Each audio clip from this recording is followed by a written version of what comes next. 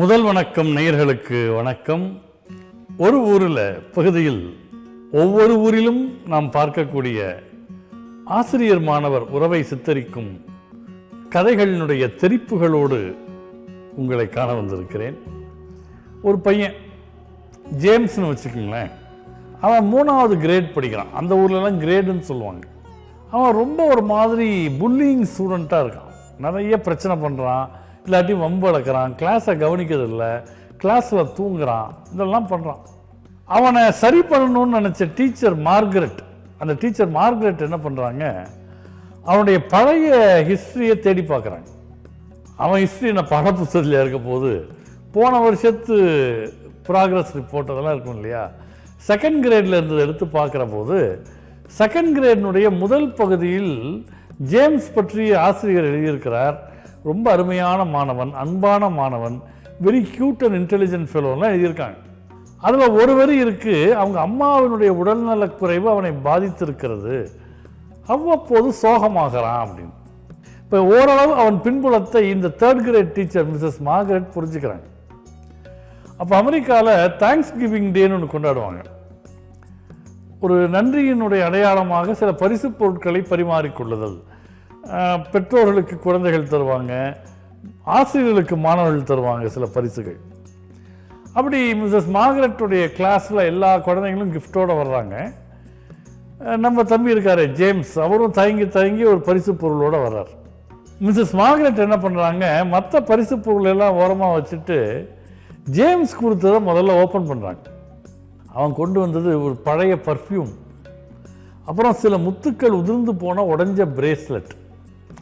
அவங்க அப்பாகிட்ட போய் தேங்க்ஸ் கிவிங் டேக்கு காசு வாங்க அவனால் முடியல. அவங்க அம்மா பயன்படுத்தின பழைய சென்ட்டு, பழைய பிரேஸ்லெட்டை கொண்டாந்து ப்ரைஸை கிஃப்டாக கொடுக்குறான். உடனே அதை பார்த்த உடனே மிஸ்ஸஸ் மார்கரெட் அப்படியே முக மலர்ச்சியோட, வாவ், இந்த சென்ட் தான் எனக்கு ரொம்ப பிடிக்கும், this is my favourite fragrance, இது எப்படி உனக்கு தெரிஞ்சுது அப்படின்னு அவன் முன்னாலேயே சென்ட் உடம்புல அடிச்சுக்கிறாங்க. இந்த பிரேஸ்லெட் டிசைன் எனக்கு ரொம்ப பிடிச்சிருக்கு, இட் சூட்ஸ் மீ ஸோ வெல்னு அவன் முன்னாலே அதை கையில் அணிஞ்சுக்கிறாங்க. அந்த குழந்தை முகத்தில் அப்படி ஒரு மகிழ்ச்சி, அப்படி ஒரு மலர்ச்சி. ரொம்ப நாளைக்கு அப்புறம் அவன் அப்படி புன்னகைத்த முகத்தோடு இருக்கிறத அந்த ஹோல் கிளாஸ் பார்க்குது. அந்த வகுப்பு முடிஞ்சு எல்லா மாணவ மாணவிகளும் வெளியில் போனதும் ஜேம்ஸ் என்ன பண்ணுறான், மிஸ்ஸஸ் மார்கரெட் கிட்ட வந்து அவங்கள இறுக்கமாக ஹக் பண்ணிவிட்டு, Mrs Margaret, you smell like my mom என்று சொல்லுகிறார். டீச்சர், உங்களிடம் என் அம்மாவின் வாசனை வருகிறது அப்படின்னு சொல்லிட்டு போகிறான். ஏன்னா அவங்களோட பர்ஃப்யூம் தானே அவங்க அடிச்சிருக்காங்க. அந்த பிள்ளை வெளியே போனதும் தன்னை கட்டுப்படுத்த முடியாமல் அரை மணி நேரம் மிஸ்ஸஸ் மார்கரெட் அந்த வகுப்பிலே அழுதார்களாம். அதன் பிறகு இந்த குழந்தையினுடைய மனநிலை பற்றி எல்லா ஆசிரியர்களுக்கும் அவர்கள் சொல்ல மொத்த பள்ளிக்கூடமே அந்த குழந்தையை உள்ளங்கையில் வைத்து தாங்கியது. இது முடிஞ்சு சில ஆண்டுகள் போகுது. ஜேம்ஸ் ஸ்கூல்லேருந்து பாஸ் அவுட் ஆகி பல ஆண்டுகள் ஆயிடுச்சு. திடீர்னு மிஸ்ஸஸ் மார்கரெட்டுக்கு ஒரு என்வெலப் வருது. அது என்னன்னா, ஜேம்ஸினுடைய திருமண அழைப்பு. இப்போ அயல்நாடுகள் எல்லாம், குறிப்பாக அமெரிக்கால எல்லாம் ஒரு கல்யாணத்துக்கு 50 பேர் வந்தால் பெரிய கல்யாணம். அது முதல் நாளே கல்யாணத்துக்கு ரிஹர்சல்லாம் பார்ப்பாங்க. அந்த கல்யாணம் ஆகி பொண்ணு மாப்பிள்ளைய காரில் ஏற்றி விட்டு எல்லாம் வேவ் பண்ணிக்கிட்டே ஓடுற வரைக்கும் ரிஹர்சல் பார்ப்பாங்க. ஆனால் ரிஹர்சலுக்கும் அதே பொண்ணு தான், அது ஒன்றும் மாற்றம் கிடையாது. அது ரிஹர்சல்லாம் பார்ப்பாங்க. அப்புறம் கல்யாணத்துக்கு மிஸ்ஸஸ் மார்கரெட் போகிறாங்க. யார் யார் எங்கே உட்காரணும்னு சீட்டெல்லாம் அசைன் ஆகிருக்கும். இவள் தேடி பார்த்தால் மணமகனுடைய தாயார் உட்கார வேண்டிய இருக்கையில் மிஸ்ஸஸ் மார்கரெட் என்று எழுதி ஒட்டப்பட்டிருக்கிறது. அப்போ ஆசிரியர் என்பது அது ஒரு தொழில் மட்டுமல்ல, அது ஒரு பணி அல்ல, அது ஒரு தன்மை. It's a quality. ஒரு ஆசிரியராக இருத்தல் என்பது வேறு, ஆசிரியராக பணிபுரிவது என்பது வேறு.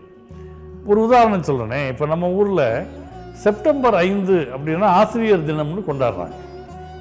நான் ஒரு வகுப்பில் கேட்டேன், மாணவர்கள் மத்தியில் கேட்டேன், செப்டம்பர் 5 ஏன் ஆசிரியர்கள் தினம் அப்படின்னு. சர்வப்பள்ளி டாக்டர் ராதாகிருஷ்ணன் பிறந்த தினம்னாங்க. அவர் என்னவா இருந்தார் அப்படின்னு கேட்டேன். அவர் ஆசிரியராக இருந்தார். அப்புறம் என்ன ஆனார்னு கேட்டேன். ஒரு பையன் சொன்னார் ரிட்டையர் ஆனார் ரைட்டுப்பா, அதுக்கப்புறம் என்ன ஆனார், அவர் இந்த நாட்டினுடைய ஜனாதிபதி ஆனார். இப்போ நீங்கள் பாருங்கள், ஒருவர் ஆசிரியர் பணி முடிந்து இந்த நாட்டினுடைய ஜனாதிபதியானார் ஒரு ஆசிரியர். அவர் சர்வப்பள்ளி ராதாகிருஷ்ணன். இதே பாரதத்தில் தான் ஜனாதிபதி வேலை முடிந்து அடுத்த நாளே ஒருவர் ஆசிரியர் பணியில் சென்று அமர்ந்தார்.